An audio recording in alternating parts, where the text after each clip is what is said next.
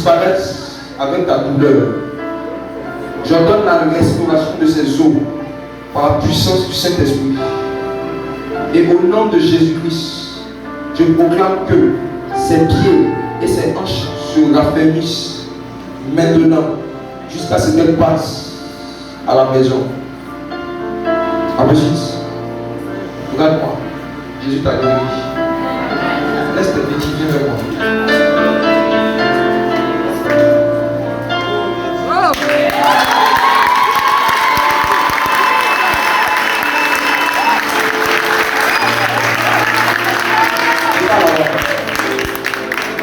J'ai besoin d'être petit. J'ai besoin de ça.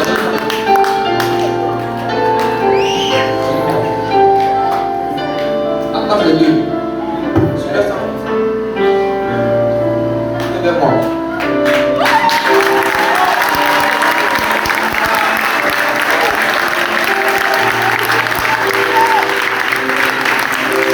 Puis la personne que tu marches, les pieds et la base, tu vois qu'il y a un travail que le Seigneur va lui faire dans tes os. Marche encore, va là-bas.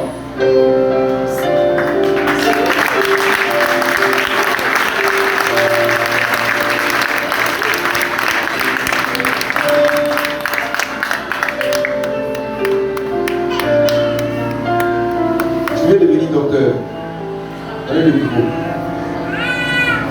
Donne-moi ça. Viens. Viens va te poser. Oh my God. My God. Tu veux devenir docteur, n'est-ce pas? Oui. C'est ce que Dieu m'a dit. Le Seigneur me dit, en plus de la guérison, il te donne aussi le don de guérison. Oh!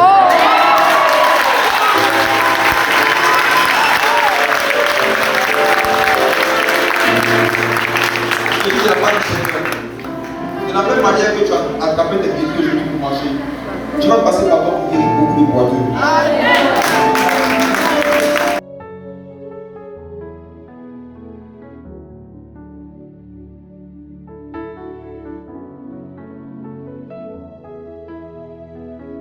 Bonjour frères et sœurs, je voudrais dire merci à Dieu pour la santé, pour le souffle de vie qui ne cesse de m'accorder parce que la dernière fois c'était moi qui marchais avec les béquilles, mais grâce à Dieu je suis debout.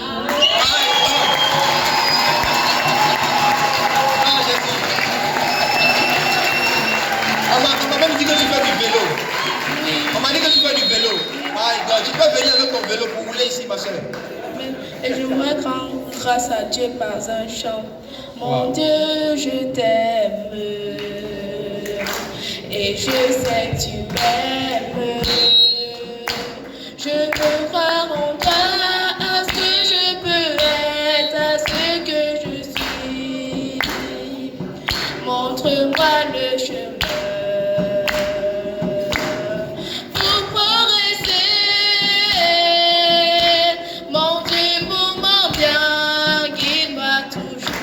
Un jour à la fois,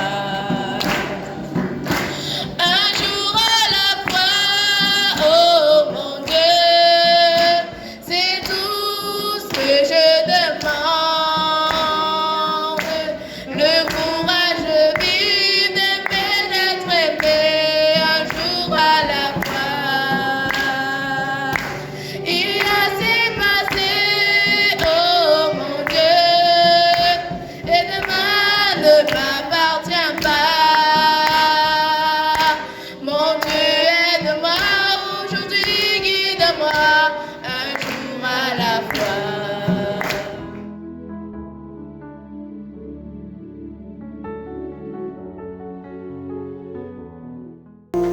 Bonsoir. Bonsoir. Je suis nouvelle ici.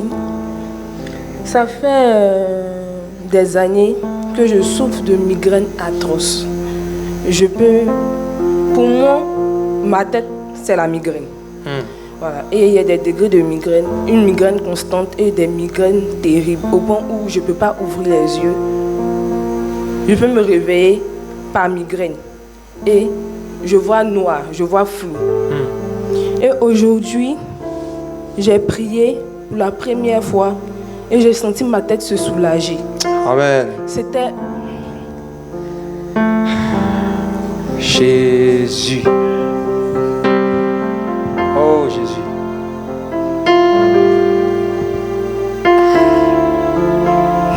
J'ai envoyé mes parents dans toutes sortes d'hôpitaux pour ça. Il n'y avait pas de solution. Au point où je me demandais si c'était moi-même je créais ces migraines-là. J'ai dit merci à Dieu. C'est tout ce que je peux dire. Wow. Bon, moi, j'ai remarqué depuis le mois d'octobre, le mois passé, j'étais devenu accro, vraiment accro à la pornographie. C'est-à-dire, à chaque soir, quand j'étais en train de regarder, par exemple, des vidéos, des clips, tout ça, mon esprit me disait d'aller regarder, pas directement la pornographie, mais m'amener à regarder des clips où des gens étaient à moitié nus, et puis ensuite je tombais sur des sites pornographiques. C'est-à-dire, ils me faisaient passer par un autre chemin pour tomber là-bas. Maintenant, à chaque fois, je me demandais pourquoi. Parce que ce n'était pas de plein gré que j'allais là-bas. J'essayais de battre cela, mais je n'y arrivais pas. Maintenant, depuis la semaine passée, le mardi passé, je suis venu ici avec les prières de mon frère. Je ne connais pas trop. Par la grâce de Jésus. Par la grâce de Jésus. Ouais. Voilà. Quand je suis reparti à la maison, j'ai vu que cela revenait, mais j'ai pu vaincre cela. Amen. Pourtant, avant, je n'y arrivais pas à vaincre. Amen, amen. Bonsoir. Bonsoir. Moi, c'est la colère. J'avais un problème avec mon grand frère. Je lui avais pardonné. Mais de temps en temps, quand je me rappelle, ça me fait mal. Et ce soir, j'ai senti que ce poids-là m'a échappé de ma poitrine. Amen. Je remercie Dieu pour ça. Gloire à Jésus. Le Seigneur m'a donné 2 visions vous concernant. J'ai demandé au Seigneur, dans sa grâce, de me révéler des choses sur les gens qui sont venus pour la première fois. Pour que les incrédules voient que ce n'est pas sketch. Ok?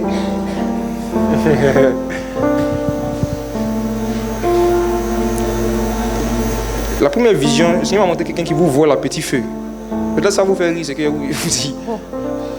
Quand je dis voir à petit feu, ce n'est pas les grosses sommes. C'est les 1000 francs, les 500, les 2000. Vous vivez ça souvent, n'est-ce pas? Oui. N'entends pas? Oui. Ok. Vous savez qui fait ça? Vous voulez savoir?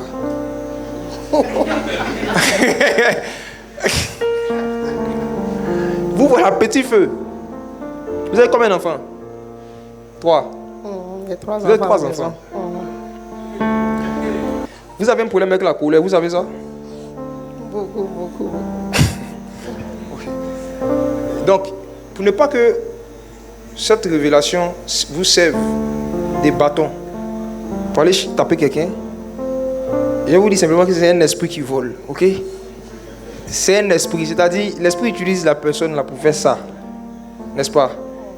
Mais la personne vole en utilisant la sorcellerie. Ça veut dire que ce ne sont pas des vols normaux, hein, où la personne vient comme ça puis il vole, non. Il fait des choses, il fait des incantations en fait, et puis ça existe, hein. Il fait des incantations et puis ça disparaît. Et souvent vous avez mis l'argent dans un coin, il y a une somme qui manquait. La manière dont vous avez mis là, vous-même vous savez que quelqu'un ne peut pas trouver. C'est vrai mais c'est faux, n'est-ce pas? J'ai vécu ça 2 ans de cela. Où j'ai perdu assez d'argent. C'est pas la sorcellerie. C'est dit que la personne, en fait, c'est un sorcier. Ce qu'on va faire, madame, c'est simple. C'est pas la colère qu'ils arrivent à beaucoup vous avoir. Ok? Voilà. Et vous savez, quand vous partez dormir en colère, c'est une porte que vous ouvrez, surtout au monde de la sorcellerie. Ça, il n'y a pas pour tout le monde. Les sorciers aiment énerver les gens le soir. Ils aiment faire tout pour que le maximum de personnes dorment avec la colère. Parce qu'ils connaissent le passage où le Seigneur a dit que si vous mettez en colère, ne péchez point, que le soleil ne se couche point sur votre colère. Il y a des conséquences quand tu vas dormir avec la colère. Tu vois? Donc, ce que tu vas faire, ce soir, quand tu vas rentrer, il faut dire au Seigneur que il n'a qu'à faire de toi la fille, la femme la plus douce de la famille. Qui n'a qu'à te donner une maîtrise de soi qui va faire que tu vas plus dormir avec la colère. Il faut prier pour ce sujet-là, tu vois. Si tu es sincère, tu vas voir que Dieu va t'exaucer. Et ce vol répété en question avant s'arrêter. Vous avez compris? Que le Seigneur vous bénisse. Deuxième chose, attendez. En temps normal, là, c'est-à-dire vous-même dans votre vous-même là. Surtout quand vous étiez beaucoup plus jeune. Talon, ça vous dit rien. Vous n'aimez pas ça même avant, n'est-ce pas? Je n'entends pas. Oui. Ok. Madame, vous avez une paire de talons que vous n'avez pas porté depuis un moment, n'est-ce pas? Oui. Ok. C'est bleu. C'est exact. Regardez, quand vous allez rentrer ce soir, jetez ça. Okay. Cette paire de talons bleus, jetez. Pourquoi? Parce qu'elle était envoûtée par le même gars. Ok? Et c'est Dieu qui vous empêchait de porter cela depuis un moment. Il y a plusieurs reprises, Dieu me demande des scènes où vous devez sortir, vous êtes venu comme ça, vous avez eu envie de porter, mais vous avez changé d'avis. N'est-ce pas? C'est vrai. Ok. C'est Dieu qui vous gardait. Ne portez pas cela. Ok. Sinon, vous allez commencer à avoir des problèmes au niveau de votre colonne vertébrale. Des douleurs qui vont monter au talon, ça va arriver à la colonne vertébrale. C'est la sorcellerie. Ok. Jetez ces talons bleus, ok? Vous-même, vous n'avez pas de talons avant. Hein? Non. Donc, voilà, soyez simple. Que Dieu vous bénisse. On acclame Jésus pour elle. Amen.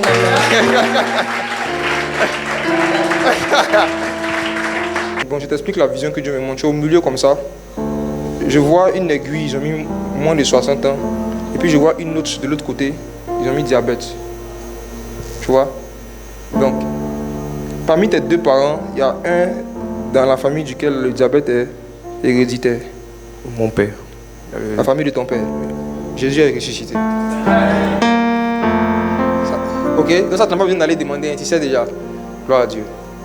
Alors mon frère, Jésus t'a envoyé ce soir ici parce qu'il veut te garder de cela. Tu vois? Tu es censé avoir le même problème. Surtout que toi, afin de veiller sur taux de sucre, c'est pas ta passion, n'est-ce pas? Effectivement. Voilà, on se comprend. Il est arrivé un moment où quand tu mangeais n'importe quel aliment, tu avais toujours l'impression qu'il y avait du sucre là-dedans. Oui. J'entends pas? Oui. Ok. On se connaît pas, hein, n'est-ce pas? Non. J'ai comment Jésus te connaît. Ok, Jésus te connaît très bien. Et donc, voici ce que tu vas faire. À partir de ce soir, quand tu vas rentrer, il faut vraiment réfléchir à ta vie. Tu vois? Et puis prendre vraiment, te décider quoi. Si tu veux être un jeune qui va vivre dans la sainteté totale, consacrer ton corps, ta jeunesse au Seigneur, ou bien tu veux être un jeune comme les autres, qui fait un peu, qui a une copine, qui flotte un peu. Il faut te décider parce que la décision que tu vas prendre ce soir va déterminer si tu vas dépasser les 60 ans ou pas.